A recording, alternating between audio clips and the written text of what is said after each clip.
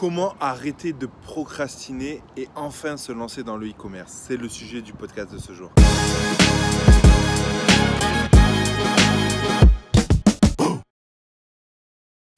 Salut à toi et bienvenue sur ma chaîne YouTube où je parle d'e-commerce, web marketing et mindset. Aujourd'hui, on va parler de procrastination. C'est quoi la procrastination? C'est le fait de reporter toujours à demain et encore à demain et tout faire au dernier moment et encore et toujours. Et au final, ne jamais passer à l'action en se cherchant des excuses tout simplement, en cherchant des raisons de ne pas passer à l'action et en stagnant continuellement.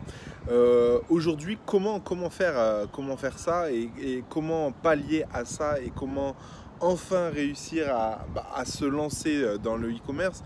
Déjà, avant toute chose, quand tu te lances dans le e-commerce, il faut déjà que tu te poses sur tes objectifs, sur le temps que tu as alloué à ce projet-là, que tu te poses aussi sur le budget que tu as consacré, parce que si déjà tu ne te poses pas ces questions dès le départ, tu risques fortement de te planter tout simplement, parce que c'est bien beau de passer à l'action, mais si tu ne passes pas à l'action efficacement, tu risques d'échouer et du coup au moindre échec ou si tu manques de budget, tu risques forcément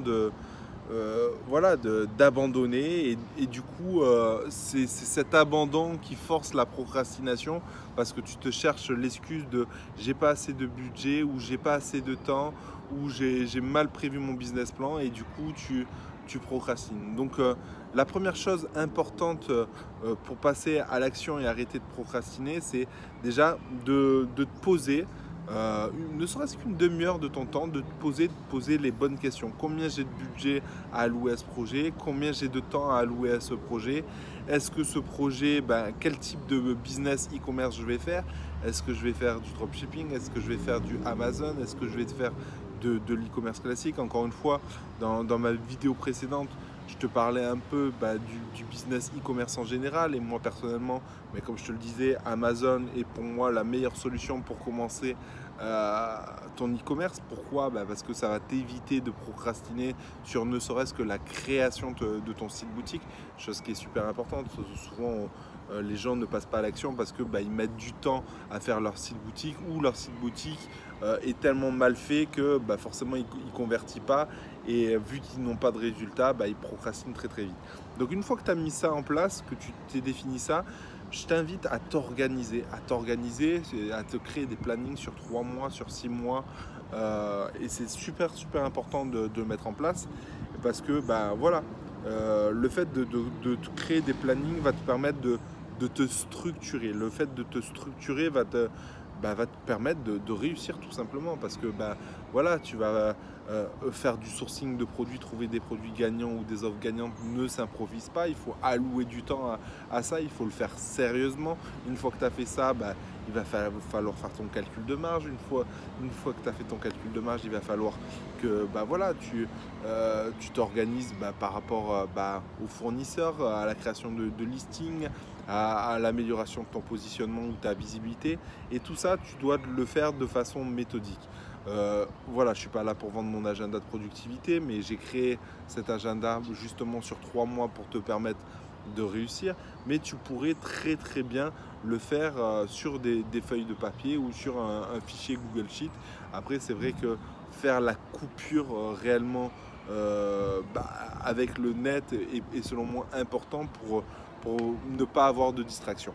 Voilà, donc aujourd'hui, si je devais résumer 2 choses qui vont te permettre de passer à l'action, c'est même 3 choses qui vont te permettre de passer à l'action. C'est d'abord d'identifier ton budget et le temps que tu as alloué. La deuxième chose, c'est planifier ce que tu es en train de faire. La troisième chose, c'est couper toute distraction. Donc ça, c'est quelque chose de super important. Donc je parle des distractions, que ce soit Facebook, YouTube, Messenger, mais aussi la télé, les séries télé, etc.